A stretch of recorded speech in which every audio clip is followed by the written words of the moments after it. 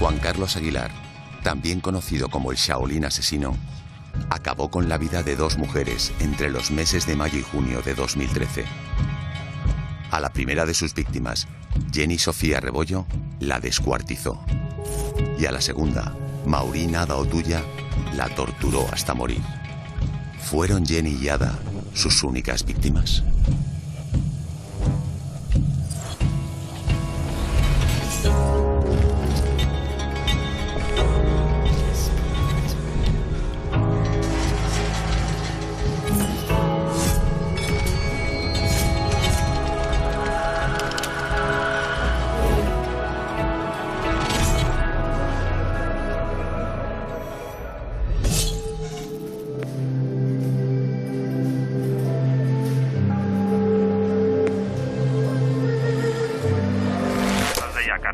Buenas tardes, emergencias 112. Sí, veo a una chica que está pidiendo ayuda y no puede salir y no para de gritar. Tranquila, señora, no se preocupe. Dígame dónde está usted y dónde está la joven. Está en la acera de enfrente y sigue gritando. Pero dígame en qué calle. Máximo Aguirre. ¿A qué altura? ¿Puede decirme el número? En el 12. Sí, el 12. Y la chica no puede salir y ahora veo a una persona que la está agarrando por detrás. La está cogiendo, le está tapando la boca. La está dando golpes, joder, la está metiendo adentro a golpes. ¿Cómo es la chica? Es una chica joven. No sé si sudamericana o de color. ¿Y el agresor? Él está calvo. No se retire, le pongo directamente con la central de la Ertzaintza.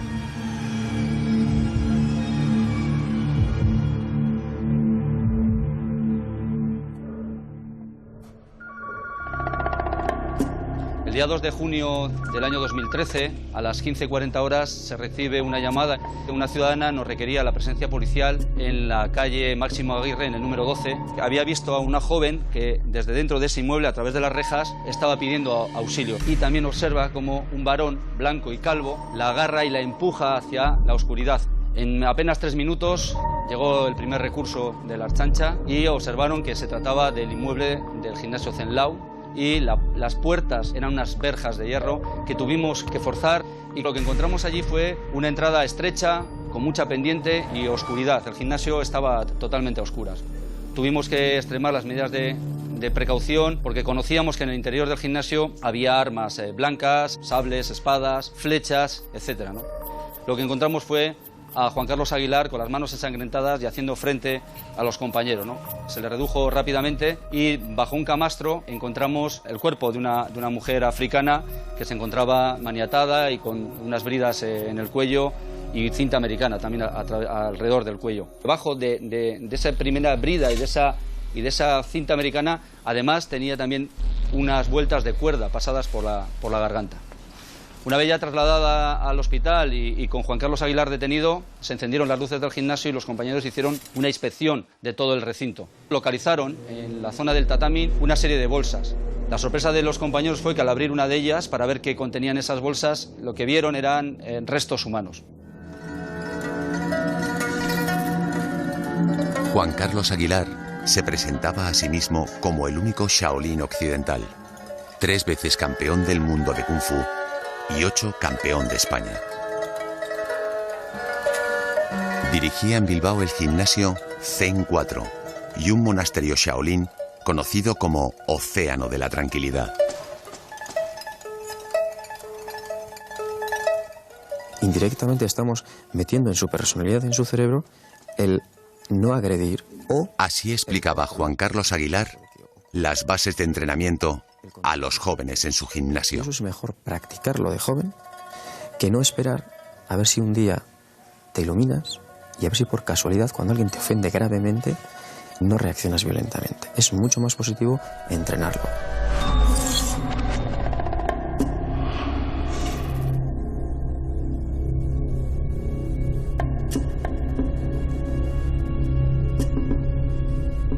El escenario ante el que nos encontrábamos era un escenario macabro, sorprendente, ¿no? Teníamos diferentes bolsas con restos humanos y no sabíamos si todos los restos pertenecían a la misma víctima o podríamos estar ante varias víctimas. Los compañeros de Policía Científica iniciaron la inspección ocular técnico-policial.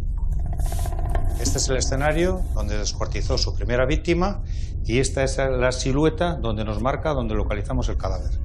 Entonces los de la científica procedimos a realizar la inspección ocular, levantamos el tatami, no observamos ninguna evidencia más y lo que recogimos son las muestras de sangre localizadas en el baño. Y durante ese proceso se notó un olor extraño que procedía, que emanaba del sobretecho que daba justo encima de las duchas que estaban reservadas para el personal. Allí existía una trampilla, esa trampilla la abrimos y lo que encontramos fue una bolsa de basura anudada y al abrirla en su interior lo que había era un trozo de una cadera. En este caso tenemos una serie de evidencias que son unos plásticos y lo que tenemos que hacer es identificar qué individuo ha manejado el mismo, ¿no? Sobre un componente, digamos, claro, como es en este caso el plástico, lo que tenemos que hacer para que exista más contraste procede a la subtinción. El elemento para que exista contraste sobre esta superficie pues es la violeta genciana. Lo que hacemos es impregnarla unos 10 segundos y ya queda reflejada sobre un color púrpura esa huella. Al día siguiente inspeccionamos su domicilio. Juan Carlos Aguilar no quiso comparecer, pero sí su abogada. La casa estaba desordenada y su habitación era peculiar. Encontramos diferentes consoladores, encontramos bastante cantidad de preservativos y también encontramos algo más. Encontramos abundante material informático, discos duros, tarjetas, cámaras de vídeo, cámaras de fotos. Y también en el balcón encontramos 2 bolsas de basuras anudadas. Allí en el balcón de la casa los agentes encontraron una mano y una prótesis mamaria igual que las que tenía en el gimnasio. ¿Eran la mano y la prótesis que se hallaron en el domicilio de Juan Carlos Aguilar pruebas del crimen que había cometido? Sin duda. ¿Las tenía ahí para deshacerse de forma más eficaz de ellas? Es probable. Lo que no hemos podido dilucidar es si eran o no los trofeos propios de un cazador. Es indudable que Juan Carlos Aguilar era un fetichista y da la sensación de que tenía una especial afición por coleccionar trofeos de guerra. Pero no debemos de desdeñar otra posibilidad. En pueblos del pasado, como los aztecas, los mayas, los celtas, existía pues una forma de actuar cuando tú vencías al enemigo, porque a pesar de ser enemigo, tenía virtudes, tenía bondades. ¿Cómo nos podíamos hacer con ellas? Pues llevándonos un trozo de su cuerpo. Generalmente era la cabeza, pero se daban también a la colección de este tipo de objetos. Si profundizamos en el hinduismo tántrico, nos encontramos con un cráneo copa, es decir, es un trofeo. Estamos hablando de la kapala. Normalmente, en lo que es el casquete del cráneo, se suele modelar algún tipo de figura relacionada con dioses o incluso con demonios del panteón budista. Es muy habitual que encontremos a Kasharapani.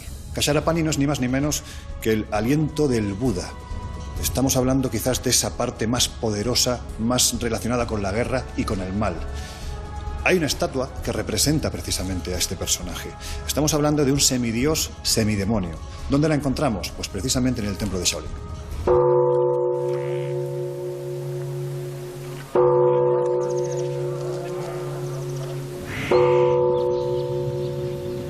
Al día siguiente de la detención de Juan Carlos Aguilar, todavía no sabemos la identidad de la persona que tenemos ingresada en el hospital, de la mujer africana, y por supuesto no conocemos a quién pertenecen los restos que hemos encontrado, ni tan siquiera si son de una sola víctima. Por lo tanto, lo que hacemos el equipo de investigación es intentar localizar y conocer los movimientos de Juan Carlos Aguilar ese día 2 de junio. A través de diferentes cámaras de videovigilancia localizamos cómo Juan Carlos Aguilar se movía en un itinerario constante en diferentes calles de la ciudad de Bilbao. La zona de caza de Juan Carlos Aguilar se encuentra en un entorno muy conocido para él, ya que su gimnasio y su vivienda se encuentran todo en un entorno de 150 metros. Aquí contacta con las mujeres, es un entorno donde él pasa totalmente desapercibido porque es una persona habitual de la zona, y luego las traslada a su gimnasio, que así se encuentra algo más apartado de lo que es su zona de caza. Juan Carlos Aguilar se movía entre las calles General Concha, Fernández del Campo y General Concha con la calle Gaña. Era fácil seguirle porque lo hacía a unas horas en las que hay muy poquita gente en la calle y además su vehículo es un vehículo muy característico, ¿no? Conduce un pick-up.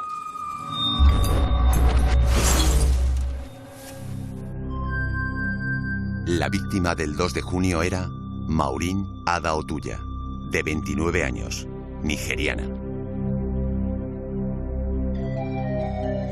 Ada es una chica, como hay millones en Nigeria, que sale de la pobreza de su país y llega a este primer mundo pues pensando que esto es un paraíso y que aquí va a solucionar todos los problemas, no solamente personales, sino de toda su familia. Estaban pues encantados y felices porque su hija vivía en Euskadi, fuera de la pobreza, fuera de aquella situación de necesidad en la que estaban viviendo. Ella estaba aquí sin papeles y ejercía la prostitución. La familia tampoco sabía a lo que se estaban dedicando. Es una familia muy pobre, extremadamente pobre. La hija les mandaba dinero todos los meses. Sobrevivía de los pocos euros que le mandaba su hija desde aquí. Perder eso, perder una hija, luego perder ese sustento económico, pues suponía pues un triple asesinato para ellos. Maurín Ada Otuya falleció en el hospital de Basurto después de permanecer varios días en coma. Alrededor de las 5 de la mañana del día 2 de junio, una cámara de seguridad capta a Juan Carlos Aguilar saliendo de su gimnasio portando 2 bolsas de basura. Se ve cómo monta en su vehículo y inicia la marcha en dirección a la ría de Bilbao. Otra cámara de seguridad lo capta estacionando su vehículo. Se desciende del mismo, saca las 2 bolsas de basura y se dirige hacia la pasarela de Rupe. Regresa al vehículo sin las bolsas. Nuestra teoría es que se estaba deshaciendo poco a poco de los restos de Jenny. 3 días después de la detención de Aguilar, recorrimos las rías con los buzos, pero no encontramos ninguna parte del cuerpo debido a las fuertes corrientes que había en la ría. Juan Carlos Aguilar, esa madrugada del 2 de junio, había decidido deshacerse de los restos de su víctima, bien por el olor, bien por otra circunstancia, y los había decidido ir tirando poco a poco, pero no de todos. Algunos tenía guardados, como era los que encontramos en su domicilio o los que se encontraban en el altillo del gimnasio, ¿no? Parece extraño que ninguno de los alumnos que se encontraban en el gimnasio después de su primer asesinato se dieran cuenta de nada, sobre todo valorando que Juan Carlos había descuartizado a su primera víctima y se iba deshaciendo de su cuerpo poco a poco, de manera que fue capaz de reingresar en su vida normal y seguir impartiendo clases cuando todavía en el lugar había trozos de su primera víctima. Con las huellas y el implante mamario, a falta de la identificación del ADN, nos pusimos manos a la obra de cara a identificar la primera víctima. La identificación de la mano que ocupamos en la vivienda, hay que hacer una necroreseña, proceder a su entintado. Pero antes que el entintado lo que tenemos que hacer es su enjabonado, es decir, para limpiar. Asimismo, limpiar con el alcohol por si ha quedado algún tipo de impurezas. Posteriormente procedemos al entintado del mismo para cotejar con la base de datos de cara a la posibilidad de la identificación de la víctima. El otro procedimiento que en este caso también tenemos, que es las prótesis mamarias, vienen de fábrica con un número de serie que nos identifica la marca y el modelo y las características propias de la prótesis. Los datos coincidían con una mujer que la teníamos fichada por una causa menor, cuya identidad era Jenny Sofía Rebollo. Jenny Sofía Rebollo era colombiana, tenía 40 años y fue la primera víctima de Juan Carlos Aguilar. Ella era una persona trabajadora como todos los que venimos a este país a buscarnos la vida. Ella siempre estuvo buscando trabajo de peluquera, trabajó en algunos sitios, montó su peluquería, era una chica normal, súper bien, muy expresiva, muy compañera, muy amiga. El reto del equipo de investigación era conocer en qué momento Juan Carlos contactó con Jenny, ya que no había denuncia de desaparición. Localizamos que el último momento en el que se le ve con vida a Jenny es un fotograma localizado en la peluquería donde ella trabajaba el día 24. Vino a hablar con nosotros y que, mira, que necesito trabajo, que estoy buscando trabajo, llevo mucho tiempo sin trabajo. Un rato se marchó y ya no supe más de ella. Esto fue un día antes de que ya se desapareciera. Bueno, 24 de mayo del 2013. Yo te digo, yo la vi 15 días antes y sí me acuerdo que estaba en búsqueda de trabajo, que igual le salía algo, eso sí me dijo. Que estaba esperando un trabajo que le iba a salir. Yo le dije, pero masajista, Jenny, ¿qué te pasa? Y me dice, no, pues mira, un chico muy majo, ahora a las 7 voy a la entrevista, a las 10 voy a la entrevista. Y yo, pero a las 10 de la noche una entrevista, Jenny, pon mucho cuidado. Igual sería eso, igual sería verdad, de que este hombre le había ofrecido trabajo. O sea, fue premeditado, las buscó premeditadamente, pero a todas ellas, prometiéndoles trabajo en el gimnasio. Las mujeres explicaban. Les dije, oye, ven a mi gimnasio que necesito de alguien para recoger las toallas. A cada una le y las llevaba allí. Las mujeres creían de verdad que les iba a dar un trabajo, con lo cual salían de la prostitución para trabajar decentemente, y resulta que lo que las llevaba es para violarlas, torturarlas, dominarlas. Ya teníamos identificadas a las dos víctimas, tanto a la mujer africana que localizamos en el gimnasio como a los restos que encontramos en las diferentes bolsas de basura. Ahora teníamos un nuevo reto, que era identificar a los cientos de mujeres que encontramos fotografiadas en su ordenador. Para localizarlas utilizamos principalmente el teléfono móvil de Juan Carlos Aguilar. La mayoría de las mujeres que aparecían en esas fotografías localizadas en su ordenador estaban registradas en su teléfono móvil, ¿no? Cuando vimos la cantidad de mujeres que se encontraban fotografiadas en sus archivos, nos asustamos. Parecían estar muertas y nada nos indicaba que no lo estuvieran. Entre todo el material audiovisual que le incautaron durante los registros a Juan Carlos Aguilar, se hallaron cientos de fotografías. En ellas aparecían mujeres en estado de inconsciencia, dormidas e incluso con la apariencia de estar muertas. De muchísimas mujeres desnudas diferentes, con los ojos cerrados y en posiciones como si estuviesen muertas. La siguiente gestión era saber si había o no más víctimas. Por eso revisaron el material informático del gimnasio y contactaron con ellas. Nos preguntábamos si Jenny fue la primera o si ya realmente esas fotografías que tenía no solamente eran recreaciones de lo que quería hacer, sino recreaciones de lo que ya había hecho. La sorpresa es que la Ertzaintza da con 5 mujeres, pero que hay 4 mujeres de esas 9 aproximadamente que se ven en los vídeos que nunca aparecieron. Para mí esas fotos ilustrarían un poquito los gustos que él tiene desde el punto de vista sexual. Entraríamos ya con la necrofilia, ¿no? Que la necrofilia se define precisamente como eso, como una tendencia a excitarse sexualmente con la visualización, con el contacto o también con la evocación mental de un cadáver. Juan Carlos Aguilar no tiene una sexualidad sana, tiene una sexualidad pervertida. Obtiene el placer dañando, violando, maltratando, ejerciendo poder y control sobre sus víctimas. Y no puede escapar a esta sexualidad. Es en el plano del sexo un sádico. Él daba esa sensación de profesionalidad, de hombre esforzado, y luego es unido con su encanto superficial, porque ha creado como una especie de halo alrededor, ¿no? De figura como carismática, pues que hace que la gente vaya hacia él. No solamente vayan las mujeres que puedan ser vulnerables, ¿no? Sino que también hombres que pueden ver que esa persona es superior y la admiran de alguna manera. Entonces capta a sus seguidores y luego los tiene que mantener, aun cuando, es decir, esa gente se quiera ir. Sin embargo, él de alguna manera rígida los quería mantener y los mantenía, les hablaba mal de ellos, es decir, utilizaba procedimientos pues, aleatorios para mantenerlos ahí, porque el que ese sistema se mantuviera era fundamental para preservar su estatus de persona excepcional. Me llamo Juan Carlos Aguilar. Comencé mi aprendizaje en las manos de mi maestro y hermano a la edad de 10 años. Pronto me di cuenta de que en la dura tradición china, el conocimiento no se revelaría sin tener que pagar un alto precio personal, sin sufrimiento ni derramamiento de sangre, sudor y lágrimas.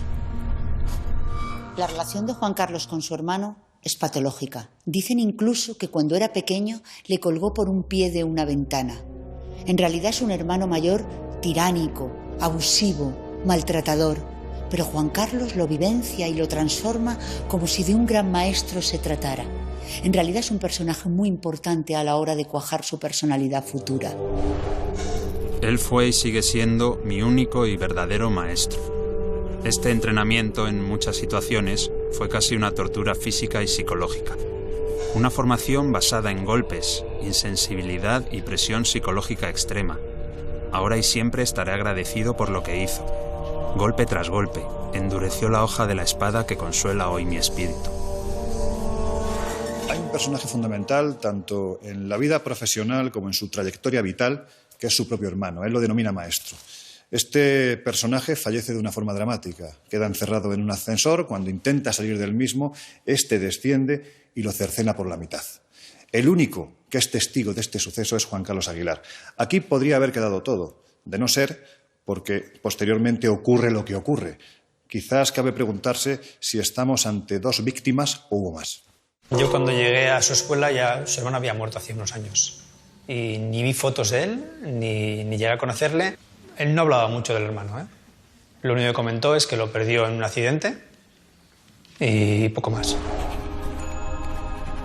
Mi compromiso era aprender, como si tuviera que cumplir un destino o completar un pasado. Todo lo que sufrí me hizo levantar los ojos hacia el sueño de un campo de batalla más grande, más distante, más desafiante.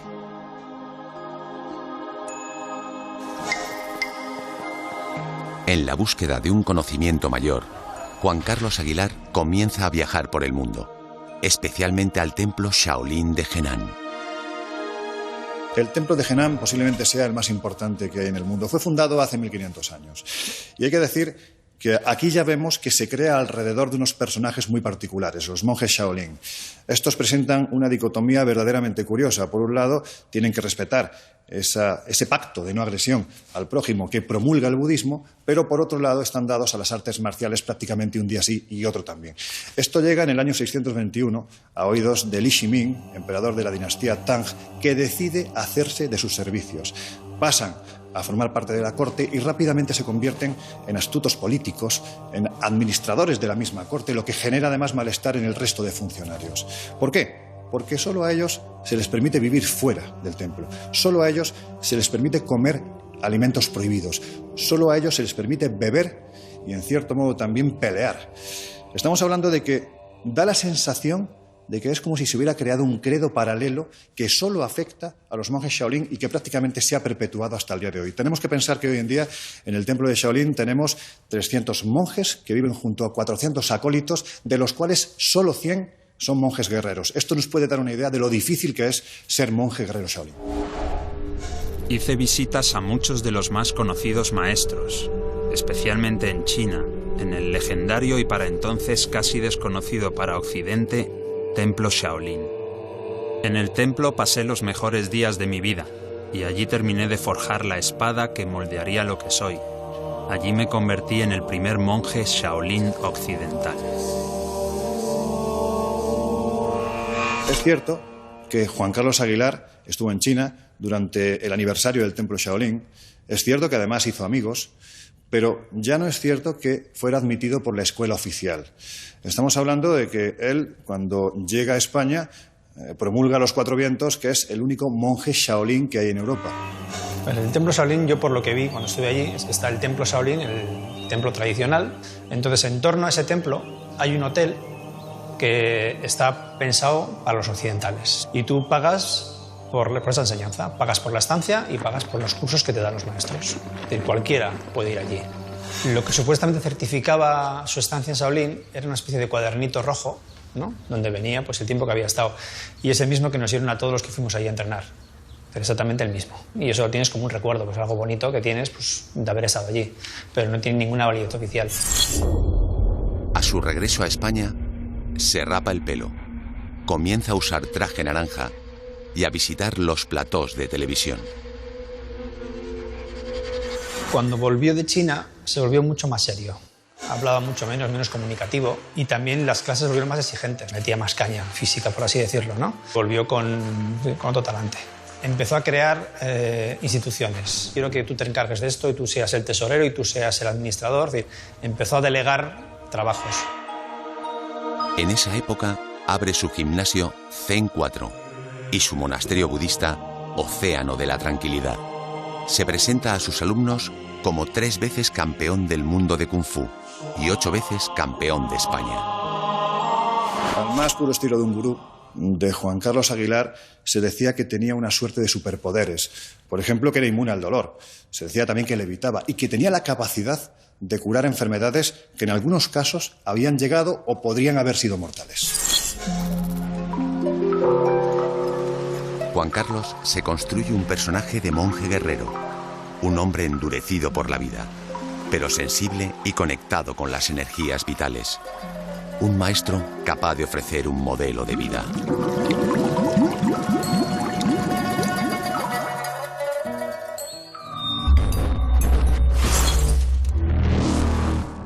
Catherine, María, Begoña, Cristina. La lista era interminable. Una a una las fuimos localizando y a muchas de ellas las llegamos a tomar incluso declaración. Durante el proceso de aprendizaje, de novicio, Juan Carlos nos exigía un sobre de dinero. Por ejemplo, a Maite le pidió entre 500 y 1.000 euros. Exigía además que fuéramos obedientes hacia él. Todos le considerábamos el gurú. Cuando algún alumno no le hacía caso o él pensaba que se salía de su línea, le echaba del gimnasio. Yo creo que se podría llamar secta porque tiene unas características propias de las sectas. Por ejemplo, él tenía gente que trabajaba para él, dando clases, poniendo carteles, limpiando el centro, etc. Y todo ese tipo de cosas él las hacía.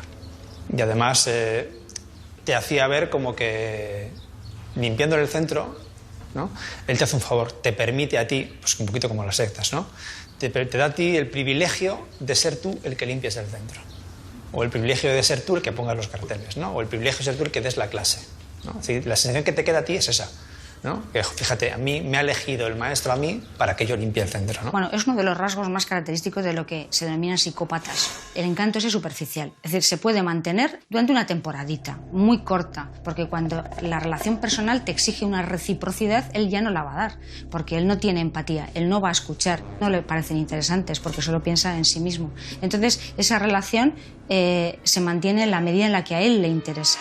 Él explota, él manipula, él mantiene en la medida que le interese, obteniendo un beneficio personal. Juan Carlos había sufrido mucho. Situaciones dramáticas, accidentes. Estaba dolorido. Yo le hacía masajes. Conmigo nunca empleó la violencia. Aunque en alguna ocasión se le iba la olla. Me agarraba y me apretaba el cuello. Y tenía que decirle que parase. No solo te podía dejar sin conocimiento, te podía anular los sentidos. Era una técnica Qigong que combinaba la inconsciencia con la anulación de los sentidos y que al parecer algunos monjes utilizaban para violar a mujeres. Según el hinduismo tántrico, cada ser vivo, por el mero hecho de estar vivo, tiene una energía particular en su interior. Esta energía es conocida como chi. Por eso el Qigong está destinado ¿a qué? Pues a intentar controlar mediante la respiración, mediante una serie de movimientos, también mediante la mente, precisamente esta energía. Por tanto, podemos decir que no tiene nada que ver con intentos de violación de mujeres o de anulación de sentidos, aunque esto segundo sí se podría hacer. Realmente hoy en día en China el Qigong se utiliza como una forma de curar y de sanar algunas enfermedades. Y si nos vamos al hinduismo tántrico más profundo, sería una de las vías para alcanzar la iluminación. En una ocasión, al poco de iniciar la relación, Juan Carlos propuso matar a mi marido. Dijo que podía ir a pie hasta Alemania, con el fin de no dejar rastro. Lo mataría y se desharía del cadáver descuartizándolo en la bañera y lo echaría en cloro para hacer desaparecer el cuerpo. Al principio no lo creí, pero volví a repetirlo y me asusté.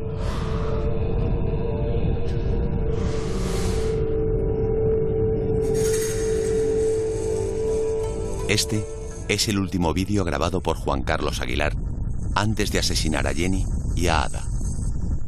Ekaterina estuvo presente. Declaró que durante la grabación él se puso nervioso y la amenazó con el cuchillo en el cuello. Llevo muchos años reflexionando sobre lo que significa realizar una demostración con cuchillo.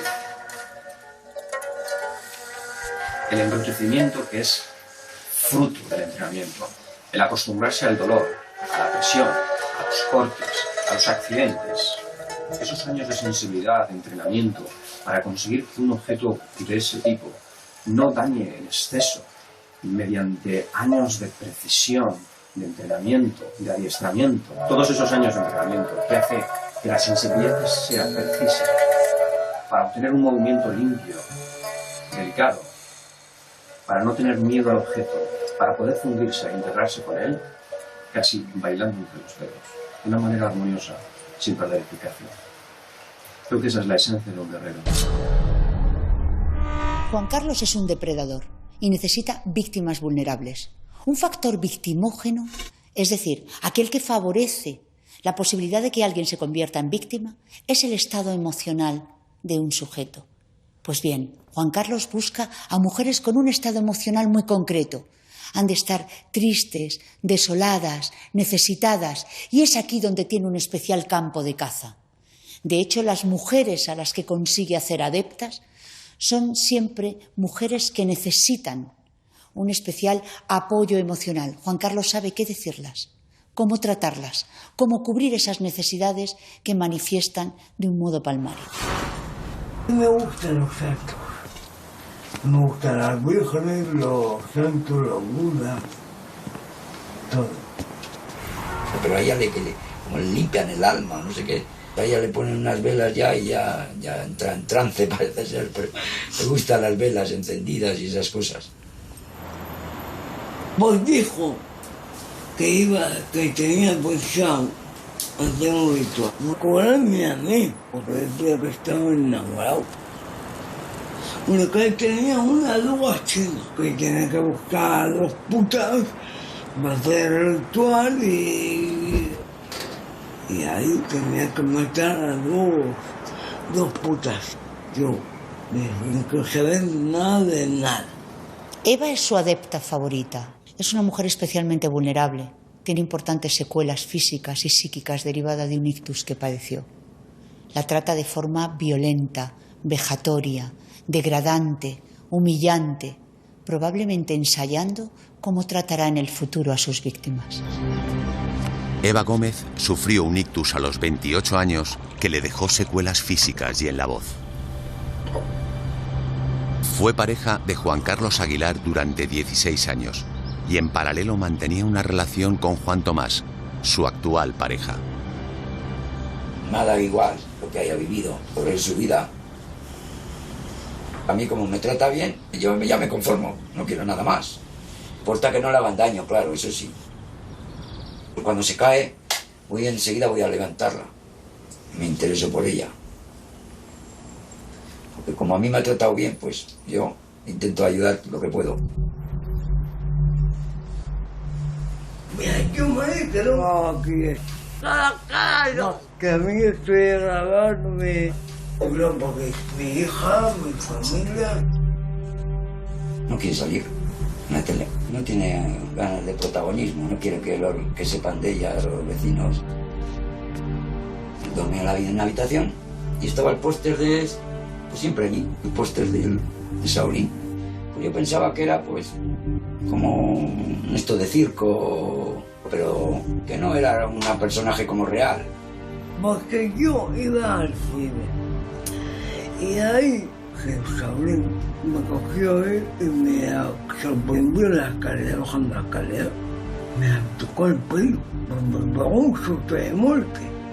Entonces me agarró y me dijo, y tranquila, que no me iba a hacer nada.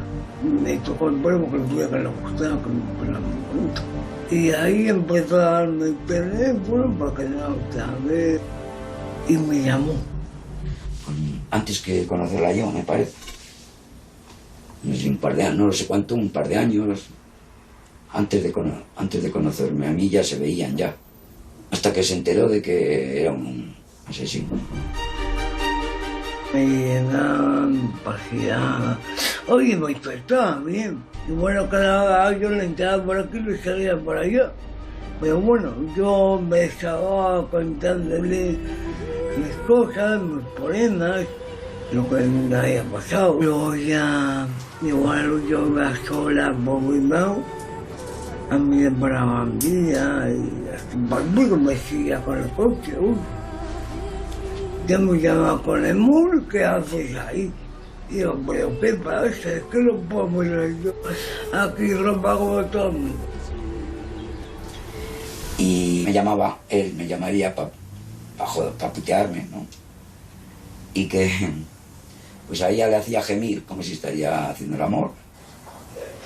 Cuando me hacía eso, se le ponía aquí como una vena, con los ojos así, como un descogido rojo. Y luego me empezó a camelar. Me regaló una faldita corta con un corpiño. Juan Carlos Aguilar, como un perfecto psicópata, es un manipulador nato, un seductor. Esa seducción la utiliza con todo su entorno. Sabe qué decirle a las mujeres, a los alumnos, a su entorno. Es el gran maestro, el gran amante, el gran hombre. Y en realidad no es grande en nada. Juan Carlos era una persona que intentaba de alguna manera transmitir autocontrol, seguridad, dominio de lo que se tenía entre manos, ¿no? Y esa apariencia lo que conseguía es que la gente se enganchara de él, independientemente de lo que dijera. Es decir, no era tan relevante las cosas que te decía, sino el cómo te las decía. O sea que a medida que lo ibas conociendo, pues veías que no siempre era así, que había otros elementos dentro de su personalidad que no eran tan sugerentes, ¿no? Yo creo que son muchos componentes, una personalidad compleja.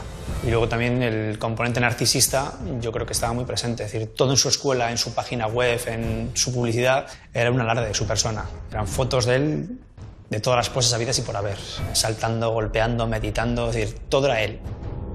Bueno, pues desde el punto de vista psiquiátrico, las mentiras le sirven para superar sus deficiencias. Es una persona que tiene una percepción de sí mismo no muy bien autoevaluada, él se cree ser más de lo que es y desde ahí choca con la realidad, que las mentiras le ayudan a mantener ese sentimiento de superioridad. El 26 de mayo de 2013, al despertar, Juan Carlos Aguilar se comunica con Eva y le pide que acuda al gimnasio. Quedé con él. El viernes estuve con él. Cogí y me dijo, vos, mira, te voy a hacer unas fotos. Te voy a colocar una venda. Digo, ¿qué? Te voy a hacer unas fotos. Y tienes que estar con la venda y no ver nada. Me dijo, espera un minuto, no sé qué. Yo creo que voy a la foto. Voy al flash, voy a poner a plazo. Al estar enfocándome y hacerme fotos, me dice, dame la mano. Y justo ahí me sacó la foto. Al tocar el cadáver. Ese cadáver pertenecía a su primera víctima, Jenny Sofía Rebollo, asesinada la noche anterior. Localizamos unas imágenes en las que se ve a Jenny en compañía de otro varón alrededor de las 3:15 de la mañana y se ve que va en una actitud incómoda, ¿no? Como que va discutiendo con esta persona. En un primer momento pensábamos que pudiera ser el propio Juan Carlos Aguilar, pero a medida que vamos viendo esos fotogramas, lo que sí nos damos cuenta es que aparece en imagen el coche, la pick-up, conducido por Juan Carlos. Vemos cómo ese coche de Juan Carlos Aguilar entra en la calle particular de Costa, frena, retrocede y se pone a la altura de Jenny. Ahí entendemos que hay un intercambio de palabras y la siguiente imagen que tenemos es a Juan Carlos Aguilar y a Jenny entrando en el gimnasio Zenlau.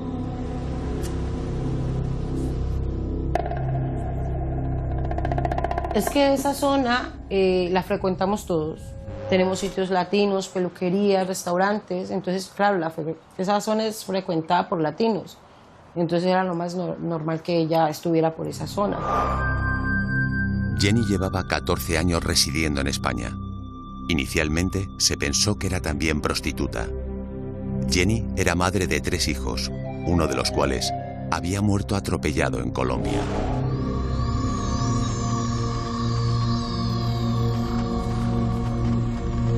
Una vez dentro del gimnasio, Juan Carlos inicia un juego sexual con Jenny hasta dejarla inconsciente.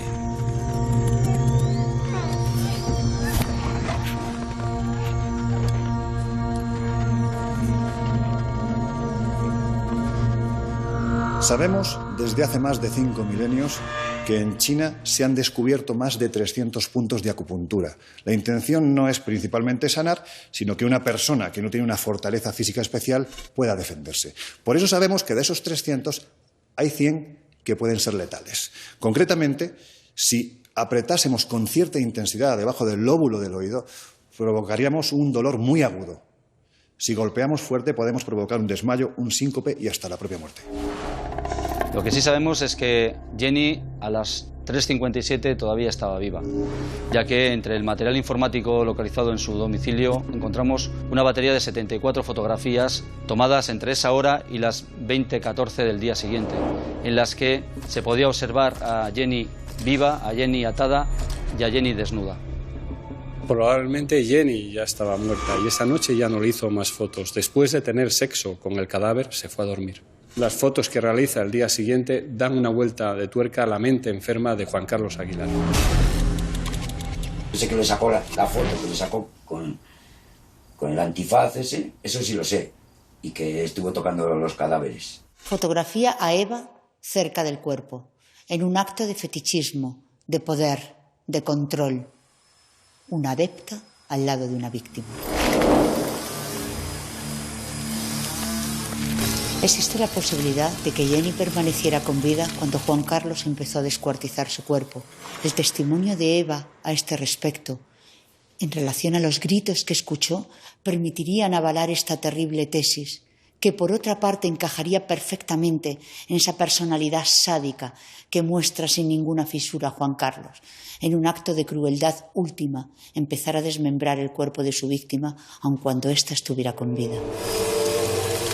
Seguramente Juan Carlos Aguilar empezó a descuartizar a Jenny mientras Eva estaba en el gimnasio. Nuestra hipótesis es que Juan Carlos Aguilar mató a Jenny en la madrugada del día 25. La trasladó hasta el gimnasio con esa intención, llevando así a cabo el plan que días anteriores había manifestado a Eva.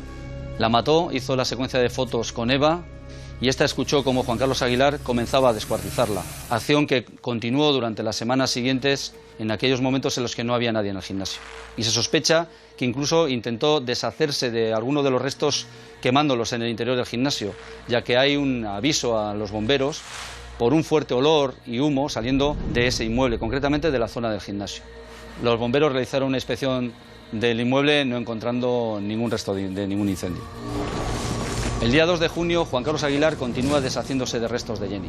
Tras tirar varias bolsas a la ría de Bilbao, decide salir de caza, contacta con Ada y la lleva a su gimnasio.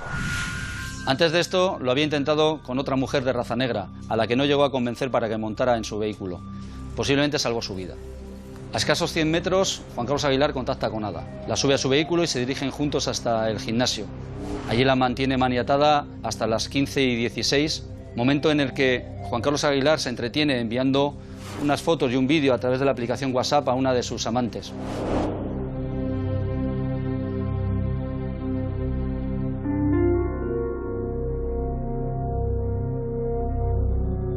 Aprovechando que Juan Carlos Aguilar estaba entretenido, Ada intenta huir.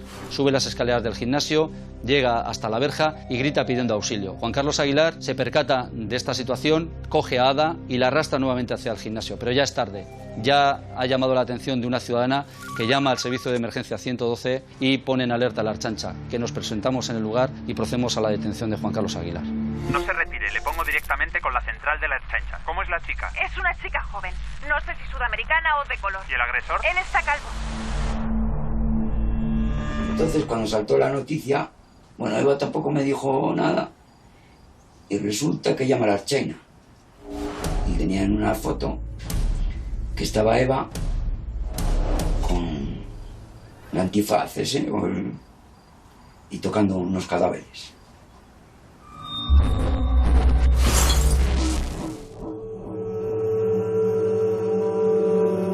Cuando me enteré de esto, lo primero que pensé es que si no lo pillan, igual con el tiempo hubiera sido yo uno de las víctimas. Es que nunca lo sabes. Y nos inscribimos para ir a clases. Y al final nos llama y nos dice que para esa temporada no íbamos a poder hacer el curso. Si no hubiéramos conocido a ese hombre de cerca. Y pues afortunadamente no hubo cupo. Tras ser detenido, Juan Carlos Aguilar declara ante la Archancha. Es la única declaración que haría, ya que en el juicio se negó a hablar. No recuerdo exactamente la hora en que salí a la calle. Me monté en el coche y cuando me dirigía por la calle particular Costa, se dirigió a mí una mujer joven de raza blanca. Yo la esquivé y me dirigí al garaje, pero al salir volví a ver a esta mujer observando cómo algún hombre la estaba molestando. Esta mujer abrió la puerta y me pidió ayuda y que la dejara subir. Una vez dentro, me dirigí al Centro de Artes Marciales de mi propiedad, en la calle Máximo Aguirre. Y una vez en el interior, esta mujer empezó a desvariar, a preguntarme si era millonario, comenzando a coger cosas, queriéndose apropiar de ellas. Esta persona se encontraba mal de la cabeza. No pude soportarlo más y la golpeé con un ataque de ira descontrolado. Me dolía la cabeza y no veía bien, seguramente provocado por el tumor que padezco en la cabeza. Como consecuencia del tumor, no recuerdo nada desde los 17 años. Años antes, Juan Carlos sufrió un mareo al subir una montaña. Le hicieron pruebas y le diagnosticaron un quiste en el cerebro. Un quiste subaracnoideo es una colección, vamos a decir, de líquido que aparece entre el cerebro y una de las cubiertas que tiene el cerebro. El tipo de síntomas que produce ese tipo de quiste al comprimir el sistema nervioso es una sintomatología que podríamos llamar neurológica, como pueden ser convulsiones, como pueden ser alteraciones auditivas, alteraciones visuales, pero no alteraciones de la conducta. Al ver que estaba muerta, decidí deshacerme de ella, utilizando unos cuchillos de cocina con los que había realizado anteriormente una exhibición. No recuerdo nada de lo que pasó posteriormente. Llevo 4 meses sin poder dormir, viniéndome continuamente imágenes pasadas.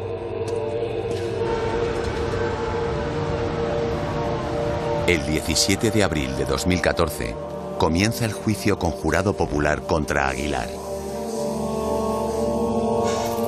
En las acusaciones han desaparecido los cargos por violencia de género, secuestro y lesiones. Al estarle molestando a esta persona, se subió Jenny a su coche y se fueron los dos juntos al gimnasio. Así es. Dejó constancia gráfica de lo que hizo la primera de sus víctimas, Jenny Sofía Rebollo. Atarla, desnudarla e inmovilizarla desde un principio, desde el momento en el que entró en el gimnasio. Una vez dentro del gimnasio, le golpeó en la cara y en el cuerpo. Sí. Utilizarla sexualmente para posteriormente matarla y realizar prácticas necrófilas. ¿Le agredió usted con puñetazos y con patadas? Así es. Posteriormente descuartizó el cuerpo, deshaciéndose de los órganos internos, trasladando incluso a su propio domicilio una mano y las prótesis pectorales de silicona de Jenny. ¿Para atarla, utilizó usted cuerdas o bridas? Sí. Se deshizo igualmente de la piel, del cuerpo y del dedo índice de la mano derecha del cadáver de Jenny, seguramente con la intención de dificultar su identificación. ¿Le ató usted los brazos por las muñecas y después la agredió hasta matarla? Sí, así es. Después de la violación había seguido estando atada, provocando su aseguramiento, dando ello la libertad necesaria de movimiento a Juan Carlos para descuartizar y preparar las bolsas con los restos de Jenny Sofía Rebollo e incluso realizar vídeos para enviarlos como mensaje telefónico WhatsApp a Ana Plaza. Ese mismo día y en los días posteriores diseccionó usted el cuerpo, es decir, lo cortó. Sí. Por todo lo expuesto en el presente documento, Juan Carlos, tras una semana de haber tenido el cadáver de Jenny a su merced, ante la putrefacción que empieza a presentar, decide deshacerse de él y sustituirlo por otro. ¿Y guardó partes del cuerpo y el resto se deshizo de él? Sí, reconozco todos los hechos. Todas las evidencias encontradas, tal y como ha quedado expuesto, permite predecir que Juan Carlos iba a obrar con Ada Otuya de la misma forma que lo hizo con Jenny Sofía Rebollo. Reconozco todos los hechos.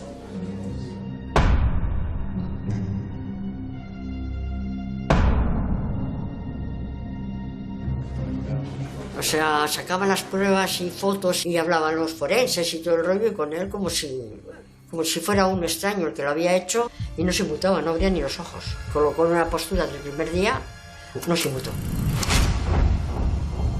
El 28 de abril de 2015 se publica la sentencia.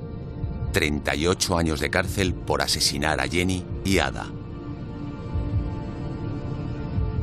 Ha dejado una familia huérfana, porque al hecho de que ella trabajaba para ayudar a su familia, ha dejado a todo el mundo sin nada. No es justo.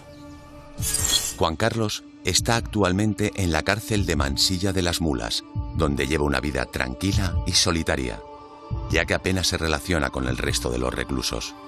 Inicialmente estuvo en la cárcel de Dueñas, pero fue trasladado porque intentaron asesinarle. Yo, a mí me da pena el hombre ya. Un poco pena.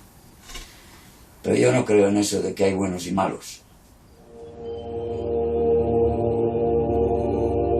Juan Carlos Aguilar es un asesino en serie que fue capturado justo antes de emprender el viaje de su próximo crimen. ¿Hasta dónde hubiese llegado de no ser detenido? Nunca lo sabremos. Como tampoco sabemos si Jenny y Ada fueron sus únicas víctimas. De lo que sí estamos seguros es de que pasará gran parte del resto de su vida en prisión. Desde el tiempo de las cavernas no se ha evolucionado nada.